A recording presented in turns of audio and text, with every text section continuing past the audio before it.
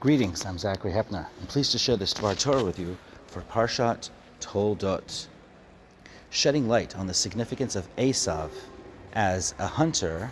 Kitzayid Befiv helps understand the motif between the two blessings in the narrative of the purloined blessing later on in this parsha. Besides Esav being hirsut, we know that he has venison in his mouth, Kitzayid Befiv. This word is interpreted by one midrash that his mouth, meaning Isaac's mouth, has venison in his mouth. In his mouth there is venison, and that's why he loved Esav, because the venison that was in Isaac's mouth. However, there's a different midrash, and the one that Kitzayid Befiv means that Esav was a Tzayid Befiv, a deceitful person. And though deception is verbal in this case, he made himself using deception to become a more endeared son than Yaakov. The most famous example that the rabbis give is that he asks his father how can he tithe salt, to show how punctilious he was with the observance of the mitzvot. He knew that salt does not get tithed, but he wanted to show how pious he was because he needed to deceive his father to receive endearment. It's unclear why he needed deception to receive endearment, or he just chose it as his method of gaining endearment in the Isaac family household. The rabbinic interpretation that what he saw is deceitful is further supported by an Aramaic wordplay, and the wordplay is the following. This is an allusion. The following is ki nachashtara. That is the interpretation of Tzayid Befiv. This means that it literally means that he leaves traps, but it's also an allusion to the Nachash in the Garden of Eden. And the deception that's played by the serpent, furthermore, furthers the notion that the serpent, being an important motif in the Garden of Eden, is also that the serpent is the Aramaic, which is Chivya, and that resonates with the name of Eve, Chava, who is the first person who has ever been deceived by the serpent, further leading the notion that the serpent is a deceiver and not just a word. Deception and the serpent in other parts of the Torah is also considered the opposite of being like Jacob, because Jacob is Tam. He is Tam, which is Tamim, but the word Tam, which could mean perfect, or it could mean simple, or it could mean that he is unblemished, but it also in the Deuteronomy it means that he does not seek other powers, does not seek extraneous powers to get ahead, but he relies entirely on the Almighty. The verse says that you shouldn't use incantations or magic which is nachashim, to incant or to speak to the dead, but which resonates with the serpent, nachashim and nachash. But what should be is tamim tihiyah. You should be tamim with God, that the notion that Esav is a serpent is in contrast to Jacob, who followed his trust in God and did not seek other sources of power because he is a tamim. Further support for this notion is that the moment of deception during the narrative of the purloined blessing, Yitzchak says, Hu hatzad tzayid. The double-turd tzad tzayid. He is this person who has hunted and entrapped me and brought me this venison. So the notion of deception and hunting is further highlighted. This person who has hunted me, Isaac, even he too is going to be blessed.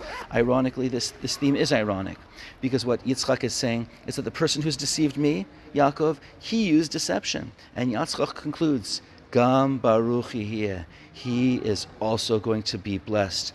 This motif, I think, is significant in our understanding the differences between the blessing given to Yaakov and the blessing given to Esav, even though the blessing given to Yaakov is given under false pretenses. It's a common question. What exactly was given to Jacob? What exactly was the follow-up blessing to Esav? Doesn't really seem like a blessing, it seems like a curse.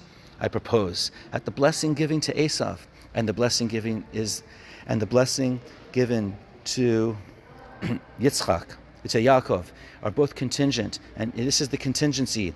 Yaakov, if you follow in Avraham's ways, Bavur avotenu shabatchu v'cha, which is you follow God and only one God, to the exclusion of any other sources, including your own cunning, then the blessing will be V'yiten lecha ha'elokim. The word ha'elokim is not given in the blessing to Esav, and that, I believe, the mention of God is the key word in the blessing. Your blessings will be from God and from nothing else. That God will give you the dew from heaven, and many people, including your brothers, will serve you as long as you cater to the bitachon and the trust in God, like your father and like your grandfather Avraham. Then the Birkat Avraham will apply to you. However, the flip side of the coin is the blessing is contingent upon that. What a strange blessing given to Esav. You will live by the sword, you'll serve your brother, but when your brother rebels, then you'll cast the yoke off your neck. This is, in fact, the flip side of the same coin.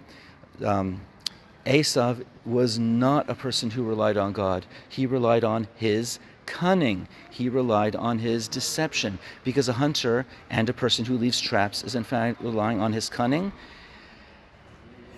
and he relies on everything except the Almighty. This is not a blessing. This is a curse. Your success will be based on your efforts. There's no mention of God with Esav because it's not the blessing of Abraham. Furthermore, when your brother Yaakov fails to live up to deserve the blessing of Avraham, then you, Esav, do not have to serve him, because that is a consequence of your brother's failure, not your success. To recap, the theme of being a hunter and a capture is a theme of someone who has cunning and success, but does not attribute it to the Almighty. The motif of being a hunter is not a compliment, but quite to the contrary. The rabbis know this and have similar attributes to the great hunter king, whose name was Nimrod. Further support that being a hunter is a negative attribution is found in the Midrash and the word plays between the Aramaic and the Hebrew, linking the hunter to the serpent, to Eve, to ensnaring, and in Deuteronomy, not relying on the Almighty, as it is mentioned in Devarim. This further highlights the difference between Yaakov and Esav, who both receive peculiar blessings. However, the theme between the two is that the blessing of Abraham isn't unconditional.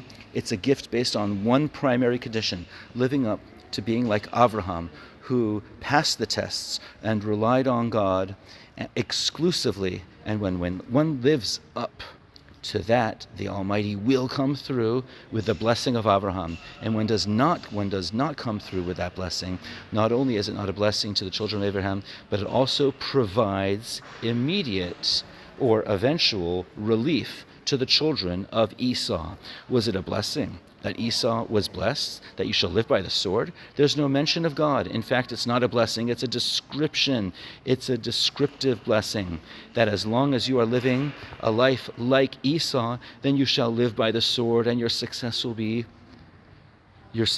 through your own efforts. And that is not because it is a blessing, it's a curse, because success without attribution to the Almighty is not a blessing. It is simply a consequence of work without a blessing.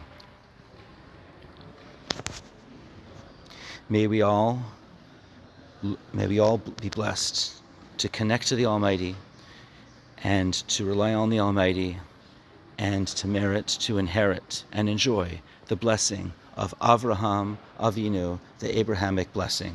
Wishing you all a Shabbat Shalom.